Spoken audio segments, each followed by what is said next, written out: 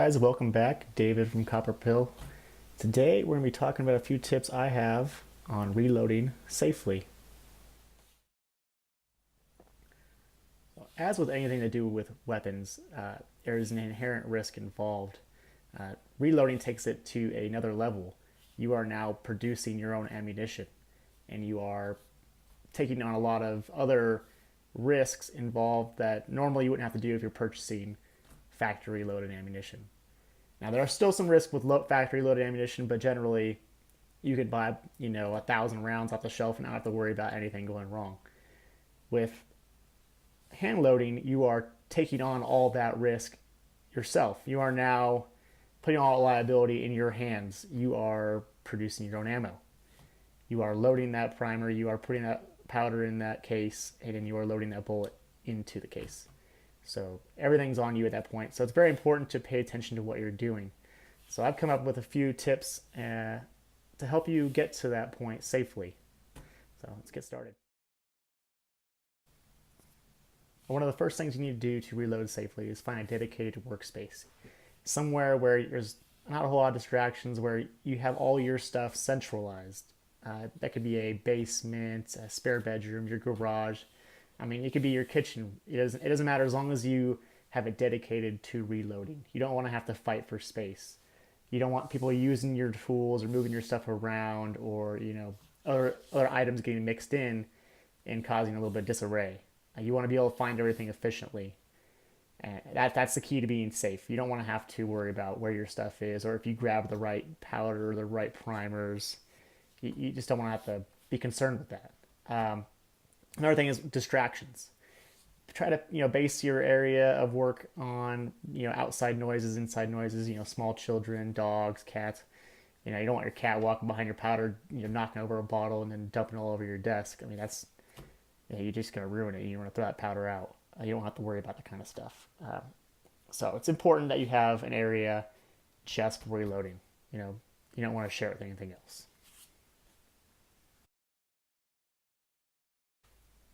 Now that you have a dedicated workspace, it is very important to keep it clean and organized. You want to have a certain spot for each type of item. Keep all your dyes in one area. Try to keep your primers, let's say if you reload pistol and rifle, keep those separated. Put the pistol dyes in between the rifle and pistol primers, so you're not accidentally reaching for one or the other. You know exactly what you're using when you're using it. Same goes for your powders. I have mine aligned from slowest burn rate to fastest burn rate. That keeps all the pistol and shotgun powders on one side, and I have all my rifle primers on the other. There's no way I can mix them up because I have them organized in a certain fashion. You also want to keep your tools readily accessible. You don't want to have, to go spend 20, 30 minutes looking for one Allen wrench.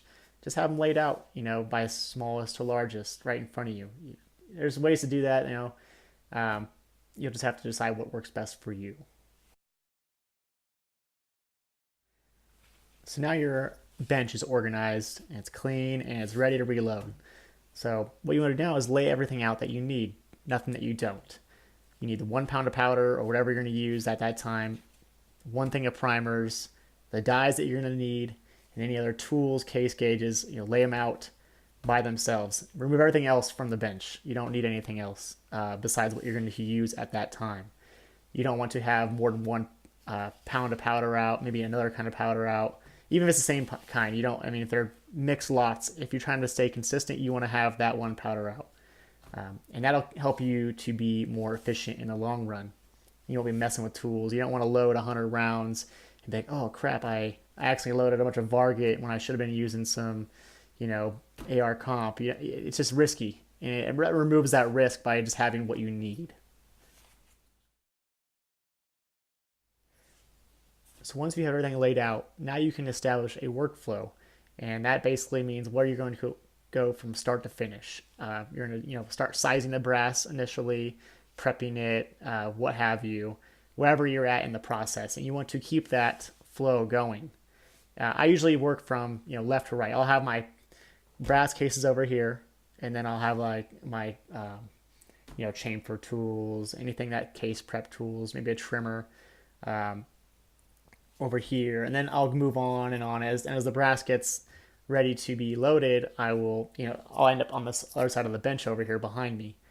Uh, and everybody's gonna have different needs based on your area of work, what kind of ammo you're loading. Pistols going to be a little bit different than rifle, a little bit more intensive, less intensive than rifle. And you just decide what, establish the steps. What do you need to get this round from just an empty case to a loaded cartridge at that point? And that's how you will be more efficient, by knowing, 1, 2, 3 step how it's going to work. So that's key to, not only being safe but being efficient at the same time. Next important thing is just having the right mindset. You don't be worried about anything else other than reloading at that time. If you had a bad day at work and you're in a bad mood, you're just pissed off, probably not a good idea to reload. Save it for the next day. If you just, your goldfish just died, don't, you're all depressed. Don't start reloading. It's not going to make you any happier, and it's going to make things dangerous because you're not focused on what you're doing. You want to be ready to be involved 100% in what's in front of you. And once you start getting distracted, that's when things start going wrong. And you don't want to be dumping out rounds or, firing a round that you put too much powder in or not enough, getting a squib load. You want, just avoid all that. Be in it 100%. Just focus on what's in front of you, more or less. So now you've got everything laid out, got your bench organized, it's all set up, and you're ready to go. Just remember, take it slow. There's no race here. No need to rush any of that stuff. You're just going to cause problems. You don't want to be reloading 100 rounds and halfway through you realize you ran out of powder or primers and now you've got a huge mess. You have to pull a bunch of bullets. You don't want to deal with any of that. Just focus and take your time. Be consistent throughout the process, and you will be successful, and you'll be a lot happier with the end result. All right, guys, that was a few safety tips for you, beginners and experienced alike. I hope you guys enjoyed it. Let me know what I could add next time. If you have your own information, please put it in the comments. If you enjoyed the video, please subscribe and like it. If not, leave me some feedback. Let me know what I could do different. Thanks for watching.